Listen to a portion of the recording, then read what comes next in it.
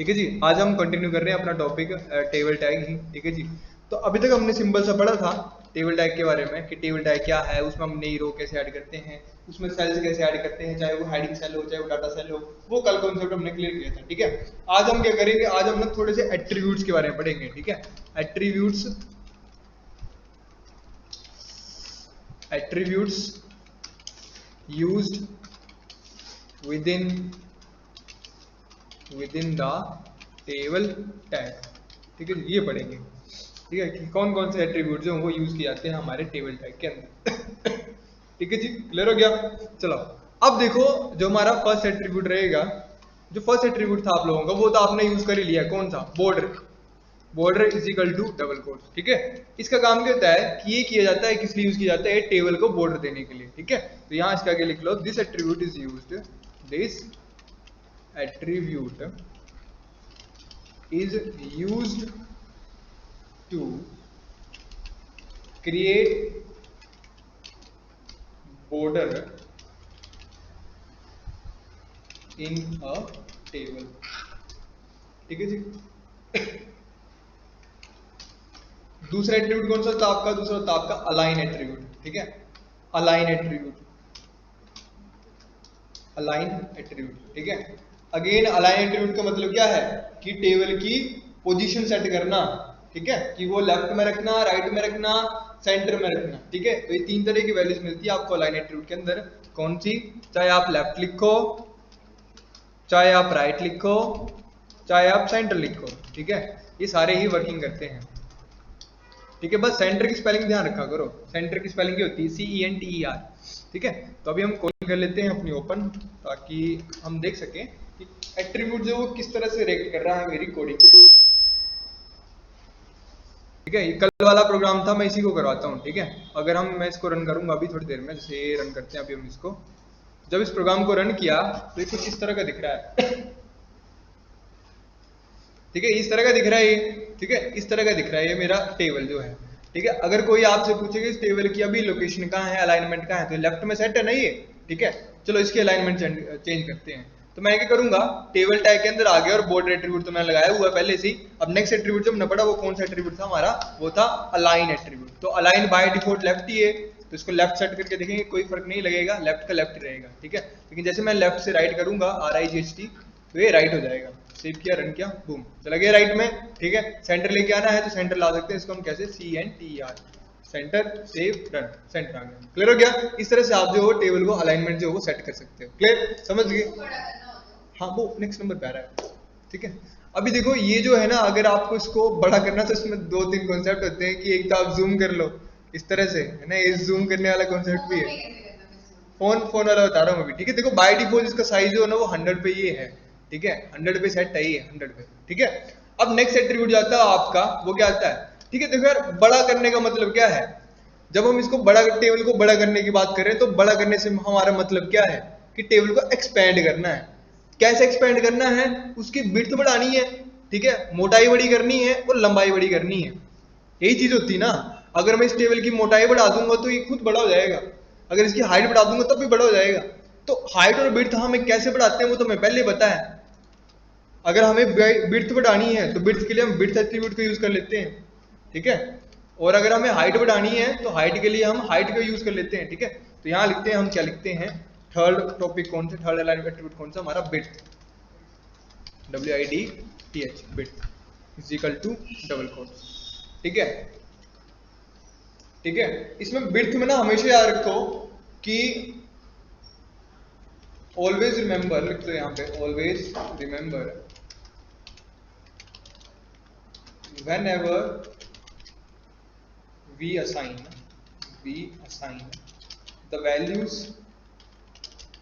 the values to width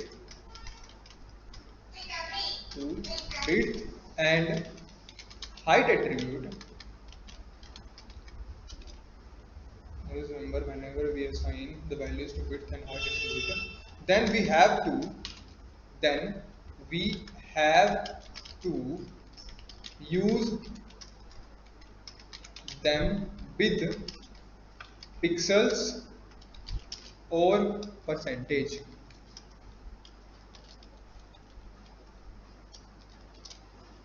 always remember whenever we assign the values to the width and the height attribute, then we have use them with pixel और percentage।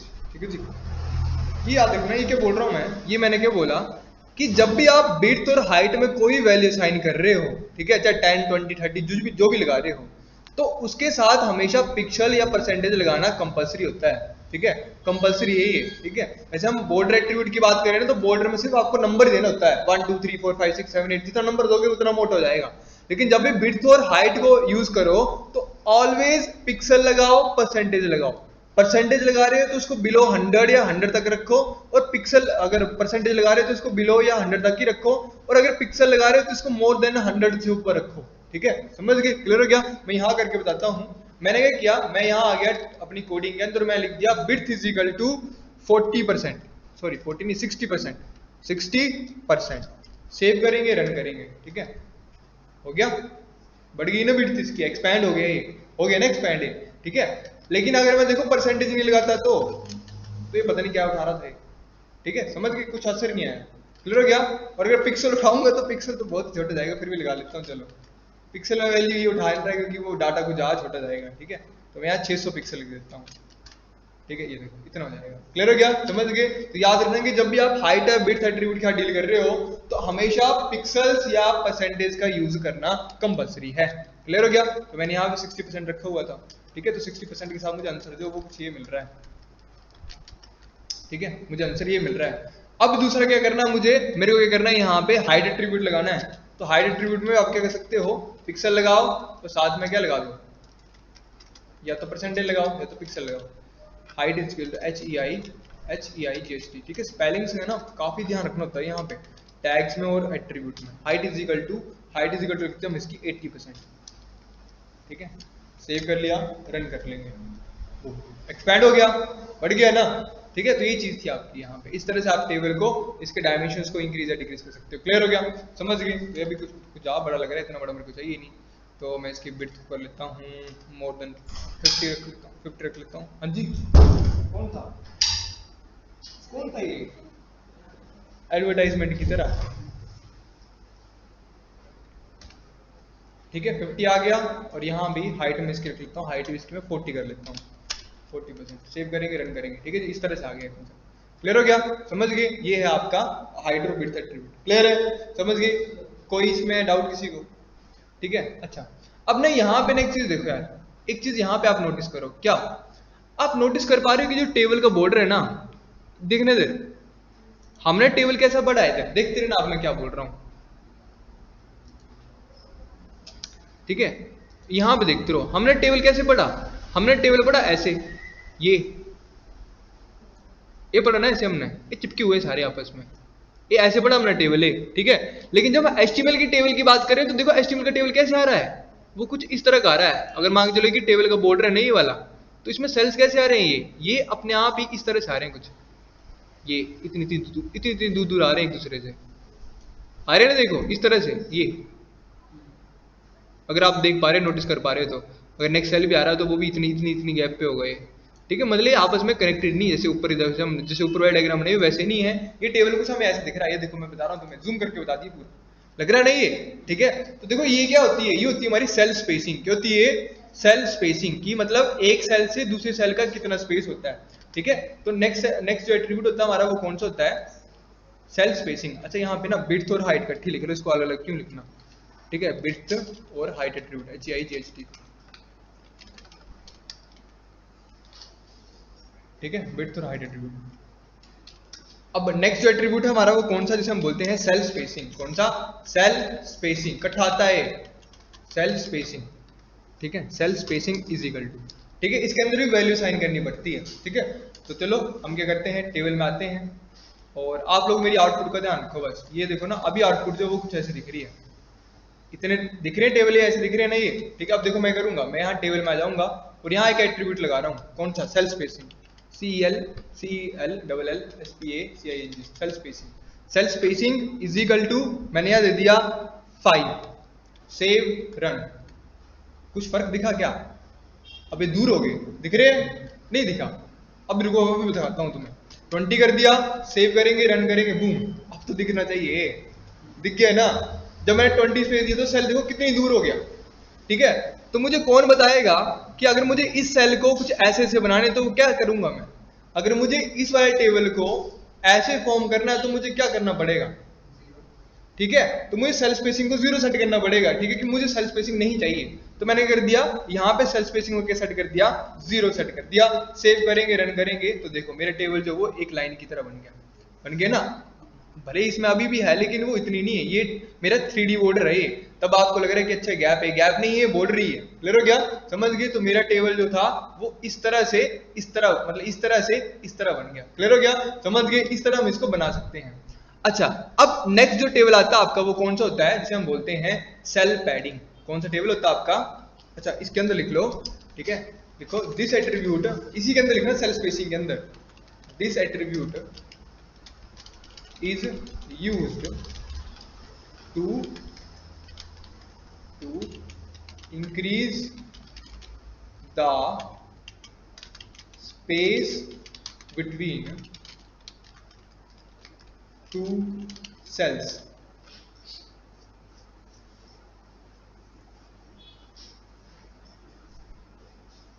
Clear हो गया, समझ गए ना।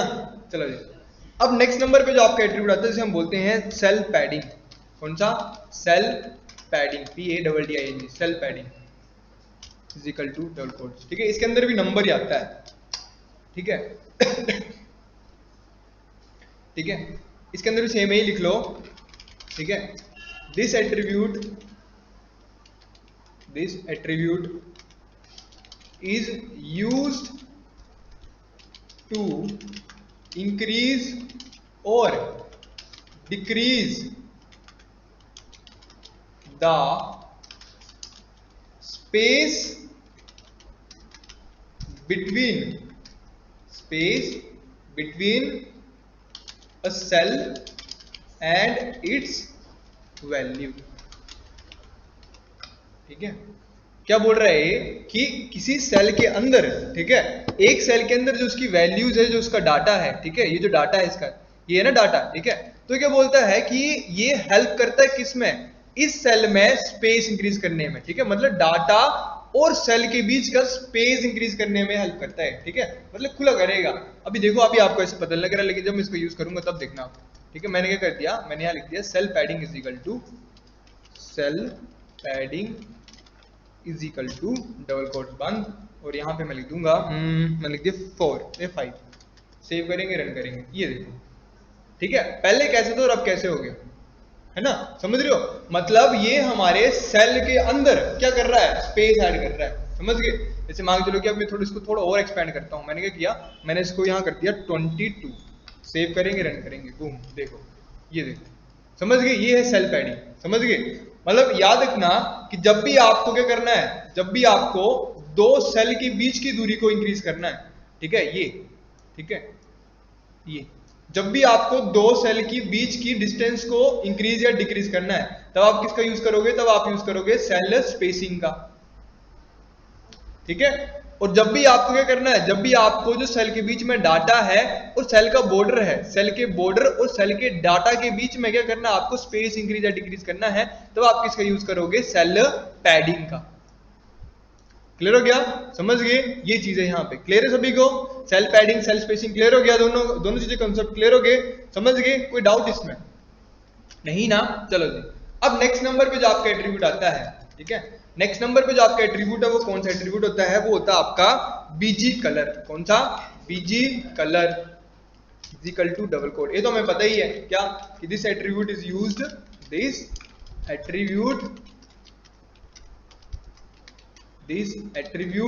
Is used to change the background colour,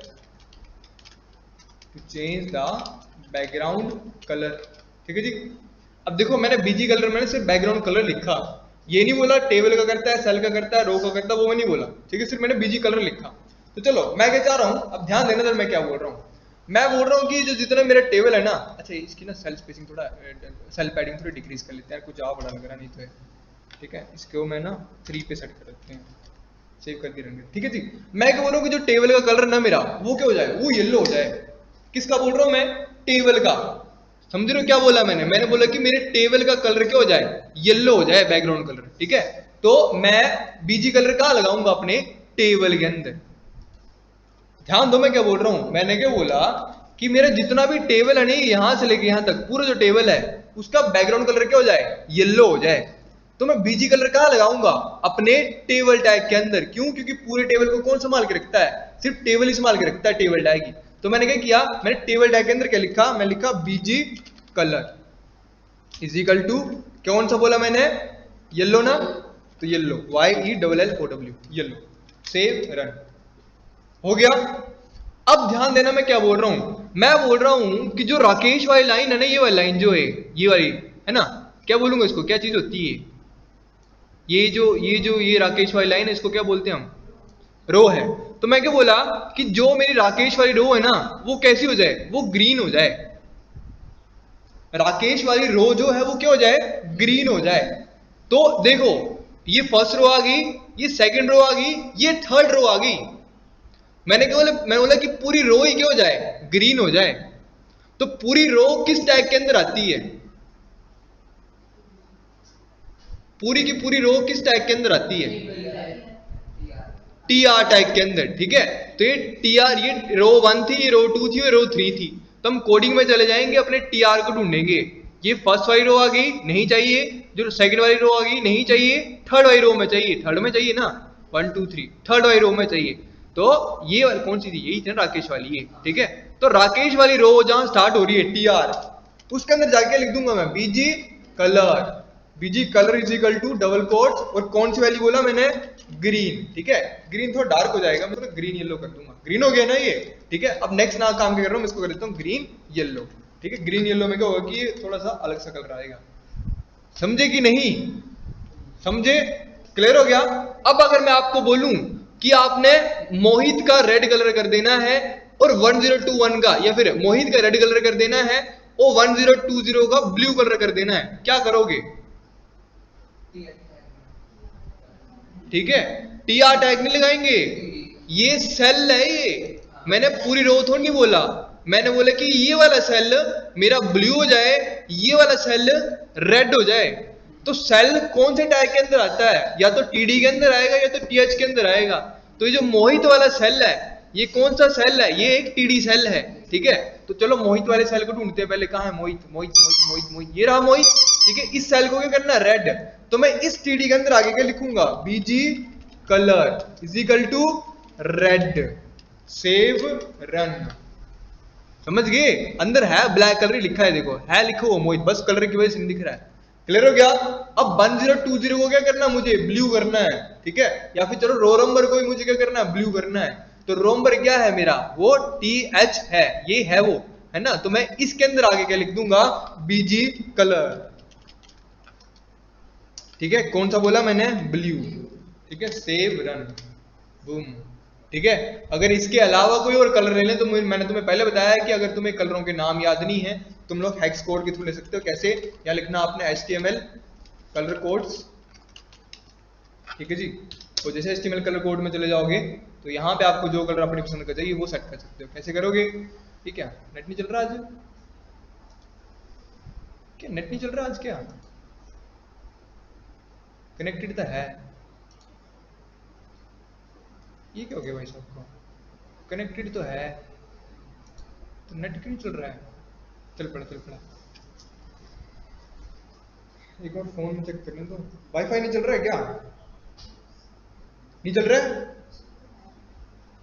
चल तो रहा है मेरे फोन में, तो चल रहा है, या क्यों चल रहा है, तो कुछ नहीं है। वाईफाई जरा ऑन कर लेते हैं, अगर ये नहीं चल रहा तो वाईफाई ऑन करके देखते हैं।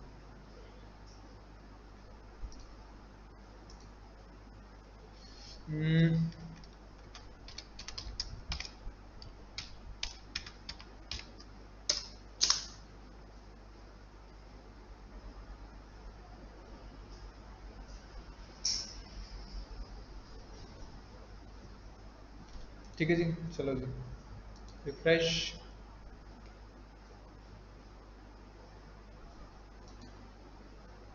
यार ये क्या कर रहा है, समझ नहीं आ रहा मुझे। ठीक है चलो कोई बात नहीं। तो हेक्स कोड ना आप लिख सकते हो। कैसे लिखते हैं हम हेक्स कोड? देखो हेक्स कोड के लिए हमें क्या करना होता है, हमें पता है कि हेक्स कोड का मतलब क्या होता है कि 6 नंबर का कोड।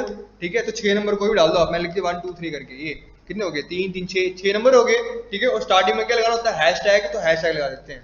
ठीक है अब अपने आप ही नंबर बना लेगा, जो भी इसका इस कोड का कलर होगा वो अपने आप ले लेगा। देखना ले लिया ना, ब्राउन कलर था ये, ले लिया इसने अपने आप ही। ठीक है अगर ये लेना तो मैं कुछ और कलर लेता हूँ। फिर मैंने ये लिख लिया यहाँ पे 99 ऐसे करके, है ना।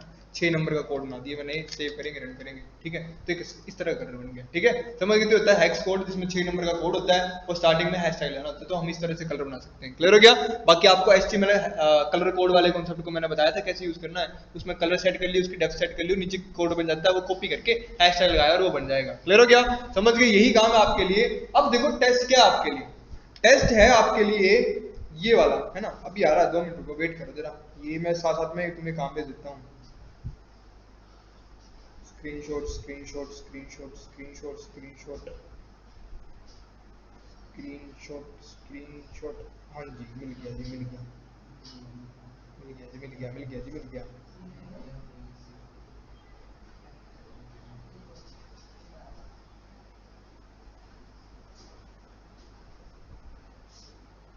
ठीक है टेस्ट फॉर टुडे।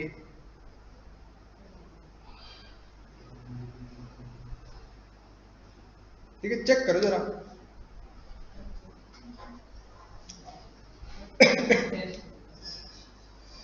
देख लिया?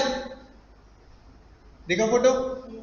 अच्छा अब यहाँ पे एक चीज और आ गई है ना, कलरिंग तो है, देखिए कलरिंग समझ गए, बन जाएगा आराम से, बन जाएगा, कोई दिक्कत नहीं है। लेकिन दिक्कत कहाँ आएगी, यहाँ देखो जो मैथ के नीचे का डाटा है पूरा ही, और जो साइंस के नीचे का डाटा है, इंग्लिश के नीचे का डाटा है, वो कैसा डाटा है, वो TD डाटा है, डाटा सेल है। जो नंबर डाले हुए भाई, नंबर डाले ना वो 49 39 46 89 69 59 68 59 79 89 73 69, ये नंबर ही है ना, है ना, डाटा ही है। मतलब TD के अंदर लिखा है, TH के अंदर थोड़ी लिखा है। TH वाली हेडिंग सिर्फ फर्स्ट वाली है, बाकी तो नहीं TH का कुछ भी है ना। तो देखो यहाँ काम क्या आपके लिए बढ़ने वाला, वो बढ़ने वाला काम ये है कि जो नंबर दिए हुए हैं ना वो डाटा है, वो जितने भी नंबर है वो सारे सेंटर में है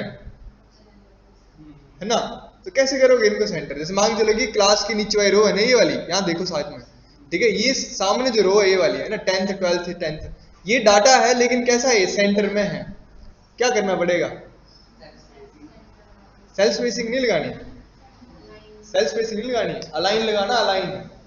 हर के अंदर, हर सेल के अंदर अलाइन एट्रीब्यूट लगाना, align is equal to centre. जैसे 10th 12th 10th ना, कोडिंग में चले जाओ, ढूंढो 10th कहाँ लिखा है, ये लिखा है 10th, align is equal to ALIGN, align is equal to centre. ठीक है ये आपका काम बढ़ने वाला है। सेव रन आ गया ना सेंटर में, ऐसे करके सारे लाने सेंटर में। ठीक है तो ये बहुत बड़ी कोडिंग आएगी आपकी और इसमें मजा भी आएगा आपको करने का। ठीक है इस तरह से ALIGN, align is equal to centre. ठीक है तो ये तो एक काम है। अभी कल जैसे जैसे मैं बोल रहा था मैंने, हम जैसे जैसे टेबल में बढ़ते रहेंगे, मैं करवाऊंगा काम ज्यादा होएगा। ठीक है तो बस वही कॉन्सेप्ट शुरू हो गया आज से ही। ठीक है तो आज ये सारा इतना बड़ा डाटा देख लो खुद ही, इतना पूरा टेबल है और पूरे टेबल में पूरा पूरा डाटा आना चाहिए। ठीक है ये नहीं कि एक रो छोड़ दी, एक कॉलम छोड़ दिया, जैसा डाटा लिखा बिल्कुल वैसे का वैसे आना चाहिए। ठीक है तो ये आज के लिए काम है और सभी ने बढ़िया से करके भेज देना है। ठीक है काफी क्लास आज की। ठीक है।